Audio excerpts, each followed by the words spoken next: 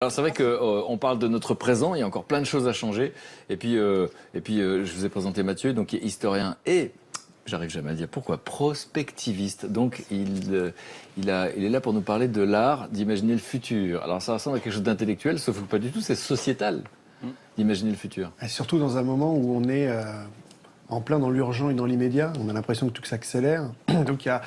Et surtout, la plupart des gens ont l'impression que tout fout le camp et que tout va mal. Oui, mais ça, à chaque génération, on a eu un peu cette impression-là. Et encore, nous, on est épargnés par les guerres, parce qu'il y a des moments où on a vraiment vu les choses foutre le camp. Donc là, on a un vrai sentiment d'accélération. Et je trouve qu'il y a un besoin de remettre du temps long dans les décisions présentes. Et donc, on va parler de cet art d'imaginer le futur. Donc, vous allez me dire comment on s'y prend, bien sûr, mais je veux savoir si ça avait toujours existé, finalement. En fait, depuis toujours, l'homme essaye d'imaginer le futur. Déjà dans l'Antiquité, la Pythie de Delphes, cette prêtresse qui, près du mont Parnasse, rendait des oracles à qui savait lui poser des questions, a aujourd'hui Google, qui, avec l'oracle numérique, a envie de prédire un petit peu nos comportements avec toutes nos données. En fait, il y a 25 siècles d'écart et on a encore ce mot d'oracle qui est toujours utilisé. Et derrière ce mot-là, il y a un besoin qui est celui d'anticiper, ne serait-ce que pour éviter de subir. Ça, c'est vraiment quelque chose d'immanent. Enfin, depuis toujours, on a cette envie-là. Et depuis toujours, finalement, on a un peu les mêmes difficultés. Parce que dès qu'on essaye d'imaginer le futur, on a un peu toujours le même travers. C'est-à-dire ? Je vais vous le montrer. Regardez comment, en 1900, nos ancêtres imaginaient le futur. Ils imaginaient quelle époque, là ? Là, on est 1900, 1902, ça va jusqu'à 1908. Et ils imaginent quelle époque ? L'an 2000. Ah, donc en 1900, comment on imaginait l'an 2000 ? Là, on voit un architecte qui a plus qu'à appuyer sur un seul bouton pour construire une maison. Pour construire les maisons. Donc on pensait en 1900 qu'en l'an 2000, on construirait les maisons en appuyant sur un Et bouton. encore plus de chômage. Moi, quand j'étais petite, on disait qu'en l'an 2000, il y aurait des voitures qui voleraient. Hein. Oui, oui. C'est Moi, je me rappelle. Et qu'on serait tous habillés par Paco Rabanne dans la mai. Exactement. Et là, qu'est-ce qu'on voit ? On voit quoi ? On voit L'antenne est sur le casque. on voit un homme en chapeau melon avec un cornet, mais un cornet portable. Ah, ça veut dire que c'était le téléphone portable imaginé en... Oui, oui. Ah, j'adore. Nous sommes Martin, génération téléphone portable. Qu'est-ce qui vous fait rire ? Non, ce qui est drôle en fait, c'est qu'on on essaie d'imaginer le futur, mais en fait, on sait absolument pas ce qui va se passer. On pense aux voitures, enfin, et puis, je veux dire, on grille le cerveau En en fait. 1908, tu te rends compte qu'ils avaient imaginé le téléphone Le portable, incroyable. Ah, L'école. Alors là, l'école, ce qu'adore Martin, qu'est-ce qu'on voit ? C'est un peu la méthode appliquée T'insuffles aujourd'hui. le savoir avec des petits Qui est écouteurs. digéré par une machine. Et là, pour le coup, c'est pas sympa pour celui qui tourne la manivelle. Bon, et donc, ce qui est vrai aujourd'hui à l'école, parce que moi, ça fait longtemps que j'y ai pas été, donc à l'école, on met des casques pour apprendre les langues. Et On tout ça. demande à Martin. Martin ? Il sait pas, il n'y était pas non plus. Il n'y allait pas. Ouais, mais c'est un peu le même système hein, finalement. C'est j'apprends et si ça marche pas, bah, t'es viré. Bon. Lui, il voit ça partout dans toutes les images. Là, c'est ce qu'on voit. Qu'est-ce qu'on voit ? Là, c'est un dîner chimique.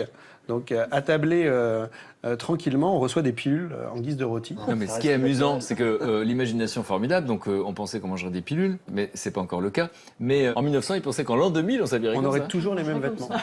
Et ça, c'est une des grandes difficultés de la prospective, c'est que souvent, la prospective, c'est du présent augmenté, en fait. Parce que non seulement les vêtements sont les mêmes, mais regardez, l'ordre social est le même. En fait, l'organisation sociale n'a pas bougé. Il y a toujours des gens qui servent d'autres gens, par exemple. Donc, il est très dur d'imaginer une autre organisation sociale. Et ça, c'est un travers qu'on a quand on essaye d'imaginer les futurs, pas seulement du temps de nos arrière-grands-parents. Regardez comment, à la fin du XXe siècle, dans un film de science-fiction qui est celui de Luc Besson, Le Cinquième élément, à qui on a demandé d'imaginer les vêtements du futur. Vous vous rappelez, non ? Non. À Jean-Paul Gaultier. Jean-Paul Gaultier, c'est le plus excentrique de la génération Le plus créatif, présente. on va dire. Le plus créatif, le plus loufoque. Et avec tout ce génie créatif, qu'est-ce qu'il fait ? Il prend finalement du présent et il l'augmente. Il fait des robes asymétriques, plus ou moins fluo, plus ou moins métallisées, mais ça reste quand même des robes, ça reste quand même des costumes. Il n'a pas imaginé que le futur, ça peut être un champ magnétique qui réagit au sourire de celui qui vous croise. Un champ, attendez, moi j'aime bien l'imaginer. Un Dans notre champ vie quotidienne, magnétique. donc on serait dans la rue et on aurait un champ magnétique et quand quelqu'un sourit, qu'est-ce qui se passe ? Eh bien, l'apparence change en fonction de l'émotion de celui qui vous regarde. Ah, les habits, la couleur. Et oui, tout. mais c'est La des forme. Je croyais que... Ah oui, d'accord, j'avais Il y a des vêtements qui changent de couleur, je crois, déjà, selon les Oui. émotions. En tout cas, pour les filles, il y a des rouges à lèvres qui changent de couleur, ceux qui sont plus ou moins roses ou rouges quand on est un peu plus ou moins ému ou un petit coup Mais de ça, c'est chaud. l'émotion de celle qui la porte. Là, ce serait celui qui vous regarde. Niveau au-dessus. Donc, en tout cas, tout ça pour dire que la difficulté de l'art d'imaginer le futur, c'est de ne pas faire de la projection du présent. Tout l'art, c'est bien de chiner quelque chose de vraiment différent, de vraiment neuf. Et c'est ce qu'on va essayer de faire ici, c'est de ramener ce qu'on appelle des signaux faibles, des petites réalités d'ici et maintenant, qui, si elles étaient mises à l'échelle, je changerais tout. Alors, vous savez quoi? Comme ce sera une prochaine fois, donnez-nous juste un exemple pour nos invités d'aujourd'hui. Un tout petit exemple, comme ça, c'est de l'improvisation. Mais l'exemple qu'on a déjà eu dans l'émission, la permaculture. La permaculture qui se répand actuellement à la marge. Rappelez ce que c'est, hein? La permaculture, c'est l'agriculture biologique, très savamment augmentée sur un territoire, qui fait qu'on peut se nourrir bien, bon et en grande quantité. Pour l'instant, c'est marginal. Pour l'instant, c'est marginal. Il y en a 3%, je crois. il y en a moins, mais ça se répand. Si ça passe à l'échelle, si toute la France devient en permaculture, qu'est-ce que ça change? Ça change beaucoup de choses. C'est ça un signal faible. Bon, vous comprenez pourquoi j'ai envie que Mathieu vienne nous voir régulièrement? Ah oui, on veut en savoir plus. On veut savoir plus, il fait des teasers, enfin c'est super, mais j'ai bien. Bon, merci Mathieu d'être là, effectivement.